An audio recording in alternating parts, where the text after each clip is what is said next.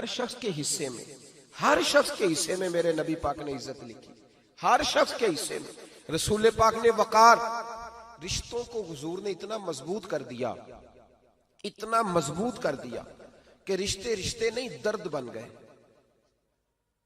ماں کا نام آتا ہے تو آنکھوں میں آنسو آ جاتے ہیں نا، ماں کا نام آتا ہے تو دل تڑپتا ہے نا یار۔ یہ انقلاب ہے جو میلاد والے رسول نے برپا کیا، ورنہ حضرت طارق ابن عبداللہ کہتے ہیں میں حضور کے اعلان نبوت سے پہلے بھی مکے آیا تھا۔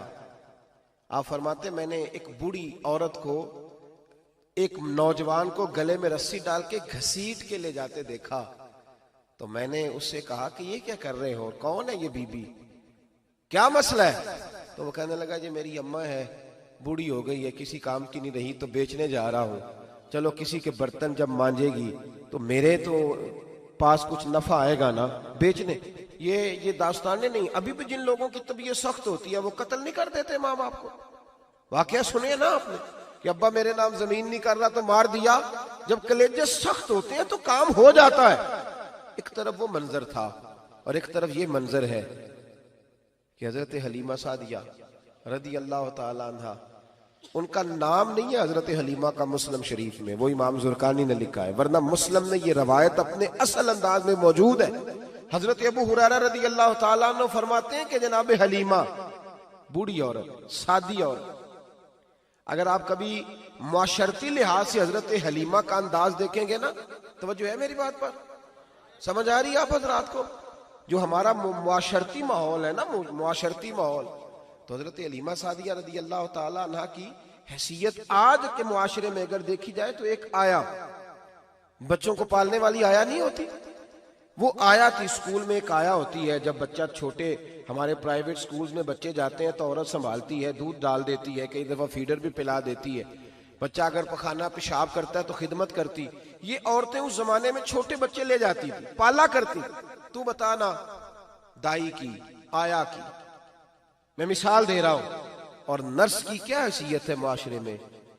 اور حضرت حلیمہ سعدیہ جب نبی پاک کو واپس لے کے آئی تھی تو چلو کچھ نہیں، لیکن نہ کچھ معاوضہ بھی انہیں حضرت عبد المطلب نے عطا کیا تھا۔ جناب آمنہ نے انہیں کچھ، ایک معنی یہ بھی ہو سکتا تھا کہ پیسے دے کے یہ کام کرایا، معنی ہو سکتا تھا۔ آج جو گھر میں اماں برتن دھوتی ہے اس کی کیا حیثیت ہوتی ہے؟ وہ تو بیچاری جن برتنوں کو دھو کے ہمیں دیتی ہے، بعد میں انہی برتنوں میں ہم انہیں کھانا کھانے کی اجازت نہیں دیتے۔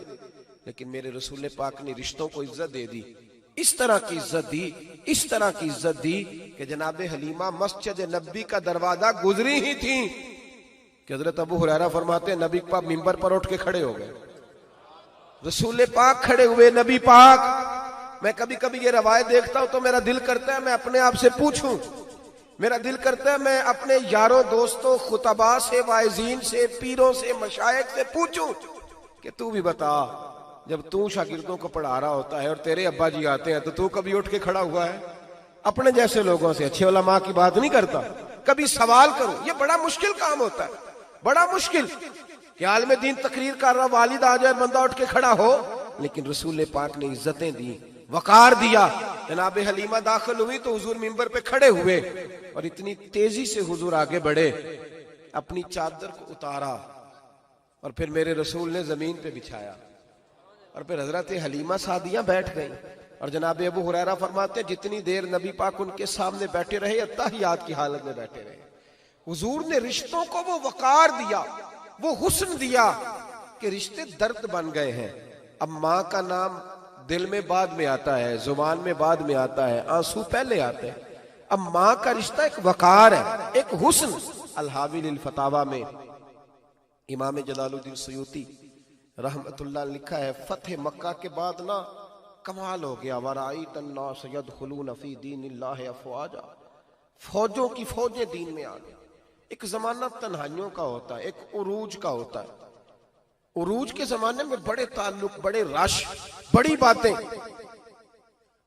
اب حال یہ تھا فتح مکہ کے بعد کہ پہلے تو ایک آدھ آدمی کلمہ پڑھتا تھا، فوجوں کی فوجیں آتی۔ ایک دن نہ نبی پاک نماز پڑھانے آئے مسجد میں، میرے نبی پاک صلی اللہ علیہ وسلم جب مسجد میں آئے تو مسجد کھچا کھچ بھری ہوئی، گلیاں بھی بھری، 10,000 کے قریب لوگ مدینے میں جمع۔ حضور کے پیچھے نماز پڑھنے کے لیے. پڑھیے صلی اللہ علیہ وسلم. نبی پاک صلی اللہ علیہ وسلم تشریف لائے نا، جیسے ہی مسجد میں داخل ہوئے تو 10,000 کا مجمع اٹھ کے کھڑا ہو گیا. ہمارے لیے لوگ کھڑے ہوتے ہیں تو ہماری آنکھیں پرنم نہیں ہوتی، بلکہ ہم اپنا حق سمجھتے ہیں. ہم کہتے ہیں ان کا بنتا ہے کھڑے ہونا. حالانکہ بھائی دنیا سب کے لیے کھڑی نہیں ہوتی. جب کوئی کھڑا ہونا تو نظر جھک جانی چاہیے اور تیرے دل میں خیال آنا چاہیے کہ یا اللہ مجھ پہ رحم ہی رکھنا، اے اللہ میری پردہ پوشی کرنا، یا اللہ یہ تیری دی ہوئی عزت ہے، مہربانی کر خفیہ تدبیر سے محفوظ فرما. کہ ہمیں احساس نہیں ہوتا الا ماشاءاللہ. اللہ کے محبوب داخل ہوئے تو 10,000 کا مجمع کھڑا ہو گیا. 10,000 آدمی کھڑا ہو تو ایک کیف بنتا ہے. تو میرے جیسا آدمی تو ویس کوٹ سیدھی کرنے لگ جاتا ہے نا کہ بڑی شان ہے جناب، کالر ٹھیک کر لو، دستار سیدھی کر لو، کیا بات. اتنے لوگ بھی کبھی کسی کے گاڑی کے پیچھے بھاگے. لیکن نبی پاک کا انداز کیا تھا؟ رسول پاک کی آنکھوں میں آنسو آ گئے. 10,000 آدمی کھڑا ہوا، حضور رو پڑے اور اتنا روئے کہ جناب ابو ہریرہ رضی اللہ تعالی عنہ فرماتے ہیں کہ میں نے نبی پاک کے سینے سے آواز نکلتی دیکھی. جب آدمی زیادہ روتا ہے تو سینے سے آواز آتی. حضور روئے کہ سینے سے آواز آئی. آپ فرماتے ہیں پھر حضور نے آنسو پوچھے، پھر نماز مکمل ہوئی. جب لوگ چلے گئے تو حضرت ابو بکر صدیق اٹھ کے قریب گئے، کہا یا رسول اللہ صلی اللہ علیہ وسلم آج کوئی وجہ نہیں تھی رونے کی، آپ آئے ہیں اور رونا شروع کر دیا. تو میرے محبوب فرمانے لگے آج جب میں نے اپنی وہ شانیں دیکھی، وہ مقام دیکھا تو مجھے اپنی اماں کی یاد آ گئی. ماں کی یاد، رشتوں کو وہ عزت دی، وہ وقار دیا، وہ حسن دیا. کہاں نماز کے لیے لوگوں کا کھڑا ہونا اور کہاں اماں کی بات چھیڑ دینا. میرے حبیب فرمانے لگے مجھے اپنی اماں آمنہ کی بات یاد آئی. میری ماں نے تو وہ دور دیکھا تھا جب وجود پہ کپڑے بھی پورے نہیں تھے. دل کرتا تھا آج اماں موجود ہوتی، میں نماز پڑھانے آتا، اللہ اکبر کہہ کے نیت باندھتا، سبحانک اللہ کے بعد سورہ فاتحہ پڑھتا اور سورہ فاتحہ مکمل پڑھ لیتا کہ میری اماں آمنہ کو کوئی کام یاد آتا. وہ پردہ سرکا کے کہتی بیٹا محمد میری بات تو سننا. تو محبوب فرماتے اللہ کی عزت کی قسم میں نماز چھوڑ دیتا، پہلے ماں کی بات سن کے آتا. میں چھوڑ دیتا نماز. وقار دے دیا، وقار، وہ حسن بخشا، وہ توانائی بخشی. کہتے پہلے تو حضور رو رہے تھے نا، جب حضور نے وضاحت کی تو پھر سارے رونے لگ گئے، پھر سب رونے لگ گئے. پھر اپنا اپنا درد، اپنا اپنا ذوق، اپنا اپنا شوق. کیوں نہیں تو ماں کو عزت دیتا؟ کیوں نہیں تو چند گھڑیاں باپ کو ٹائم دیتا؟